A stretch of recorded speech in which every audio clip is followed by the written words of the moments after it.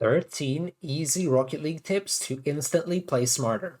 And no, this isn't just some rotate far post or take control of every free touch type of guide. Today I'm gonna be covering a lot of the things that haven't been shared much when you search up tips videos on YouTube or even on in-depth guides. This is because, let's face it, most coaches on YouTube have not even reached SSL. And even if you're high ranked, I recommend you watch the entire way through because there might be something new here that you haven't seen before. I'm Buns, a professional Rocket League coach. Yeah, it just feels like something that What the fuck? Who's mentored 12 different players to go pro in the most competitive region. I've got over 11,000 hours and I've reached top 100 multiple times to be able to break down high-level gameplay into a way that you can actually apply. Okay, so let's get started. Tip number 1. Check where players are before taking a touch on the ball that you think is free. Most players make the choice to go for the ball and then disregard taking time on the way to the ball to, as I like to call it, scan the pitch. Most people get really stiff and tunnel vision on the ball when they're about to challenge, which doesn't let you stay open to changing your idea as you discover that someone is challenging you or that the opponents aren't as close as you actually thought they were. But this scanning tip is something that you need to practice. It is a skill. So check where players are before taking a touch on the ball that you think is free. And by free, I mean you are closer to the ball than any other player on the pitch. Tip number 2. Aim to always approach the ball from your net going forward.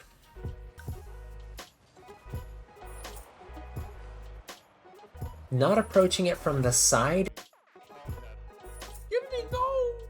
or from in front of the ball.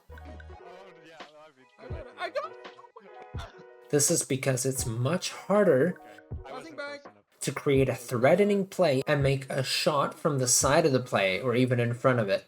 If your only option to beat the opponent is to take a touch into the side, most of the time it's better to fake the challenge and get into a shadowing position or rotate all the way back around so that you have a better angle going forward.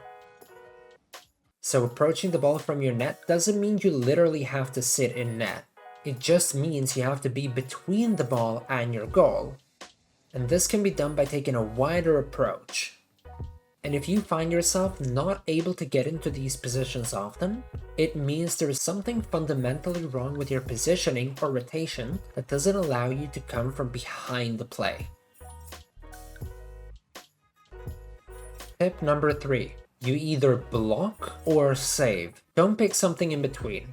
When you're in defense and the opponent is threatening a shot, you have two options to defend. You either block it by making yourself as big as possible relative to the angles between the ball and the goal. So if you're closer, you have an easier time getting in the way of the shot because your car is literally in the way no matter where in the net the opponent is placing the shot. Or you try to reactively save the ball by giving yourself more time and space to read the shot and where it's gonna go. Blocking is very effective when you can reach the ball roughly at the same time as the opponent and gives you a chance to dunk and get the ball past the opponent right away. While saving gives you a higher value for your saving touch because you can control where the ball is going, meaning you might be able to take possession of it or shoot right away for a counterattack. Number 4. If the ball is moving toward the wall with a lot of momentum, just chill and wait for it to bounce out or pop up. Don't rush toward it like the other mosquitoes are gonna do, rushing toward that shiny ball. It's better to chill and wait a little bit more mid. It's much safer this way because you keep a good position that allows you to cover all of the different outcomes and gives you vision of the pitch while you're doing that, as well as mental clarity to choose whether it's actually a good ball to go for. For example, if you can't take a touch toward their net with that bounce, and you don't have insane mechanics and 100 boost,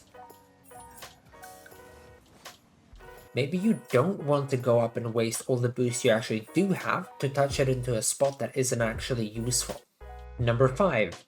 Avoid difficult first man to first man challenges. This means you are the player furthest forward on your team, and the opponent that has the ball is the player furthest forward in their team. In ones, this is always the case. In 2s and 3s, if you aren't behind your teammates, you are in front of them, so then you are first man. Be more careful of double commits in 3v3s by checking on your sides as well. Naturally, the reason it's so good to play 1v1s is because you get punished for all of your bad challenges. But this isn't necessarily true in 2v2 or 3v3 because you always have the option to blame your teammate. For example, if you challenge and the opponent changes direction of the ball by flicking it or cutting it around you, they might be able to score after that because you aren't able to be back and defend and your teammate might mess up. Especially in lower ranks, I see a lot of people blaming their teammates for not making easy saves. But that is really shooting yourself in the foot. If you are in front of the ball, without giving your teammate a completely free touch that an opponent can't challenge before you get back, then you aren't in the play to help your teammates, so you've already put them in a worse position. Your alternative to challenging a ball that the opponent has control over, a first man to first man challenge, is to fake the challenge or simply driving into it, while keeping in mind that after you drive into it, you might have a good chance of turning back again and bumping them off the ball, giving your teammate a free touch. Number 6.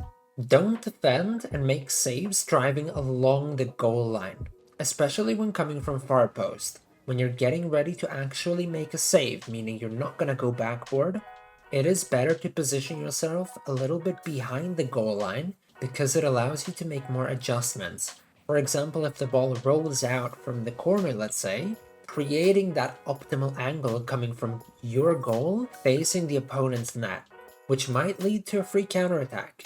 Number 7. If you are following your teammates into offense and they have the ball and have an angle to maybe touch it to you or flick it toward you, you want to face the ball. There is nothing more annoying than a teammate that is facing to the wrong side when you give them an easy pass with a good scoring angle. And a lot of times we don't even notice when we do this. But you have to be very strict with yourself to face the ball when there is a play with a high chance that the ball rolls out middle into a pretty safe position for you as the follow-up. And this is of course not applicable when the opponents are clearing the ball, but specifically when you're following your teammate that has the ball. Number 8. Stop double jump saving or double jump challenging plays in defense. It is much better to single jump and keep that flip in case the initial approach wasn't good, or if the opponent takes an unexpected extra touch or tries to even bump you in front of the ball. We sometimes forget that just by putting our car between the ball and the goal, we will stop it from going in most of the time. And in those times that we can't, we need to keep our flip for that additional force and momentum to be able to 50 it through and get it into a safe spot. So the habit you have of double jumping for saves is very poor. Use a single jump and keep that flip for precise touches or adjustments. Number 9. Beware of clears. In my experience, the most goals that are scored in the lower ranks are from straight up counterattacks or big clears. But we've said that we should face the ball if it's gonna come to you. But what about when the opponent has the next touch on the ball, which we see by acknowledging they are closer to the ball and have momentum that is facing our goal? We will either face our car sideways or face it back when we see the situation, because the reality is that in higher ranks, anybody can shoot from anywhere on the pitch, especially with a bit of a run-up and boost. Number 10. Don't assume every touch will be hit. Be open to the possibility that the opponent will miss a backboard bounce, read of the corner or wall bounces, or even just difficult aerials. Depending on your rank, you should also keep in mind that the players might fake the touch that they're going for. You've probably been in a situation where you expect the opponents to touch it and get shocked that they didn't and think that, oh, it would have been a free net if I knew they were gonna miss that.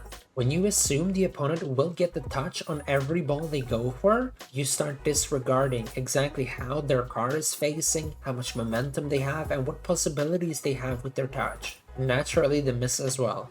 By being mindful of really poor touches or even misses, we can keep in mind a bigger scope of possibilities and means we can adjust by staying a bit closer but not necessarily facing the ball, just giving ourselves the chance of impacting the play if it rolls out.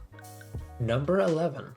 If you're low boost or notice that the opponent that is farthest back on their team is pushing up, don't hesitate to clear the ball over them. There is a common misconception that boomer ball, or the ping pong playstyle of constantly booming the ball with max power, is an automatic loss of possession, and that it is an objectively bad way to play the game. If you're a lower ranked player around champion and got put into a mid-GC lobby, you would often be met with more clears than controlled first touches, but you would still lose. Go watch the RLCS and you'll see that at least a third of their touches are clears. Yes, a lot of them do go to their teammates, but the point is that as long as you're mindful of where you're touching the ball, clears are a very positive thing. And because we have the option to shoot already from our half, why wait when you see that the opponent who is furthest back is pushed up, or you're already in an awkward position where you know you can't control the ball? Now you might wonder what a good clear is. Well, the short answer is to clear the ball down the middle of the pitch, aiming for their backward, because it puts the most pressure on the opponents and buys the most time for you and your team to get boost and then continue applying pressure. Number 12.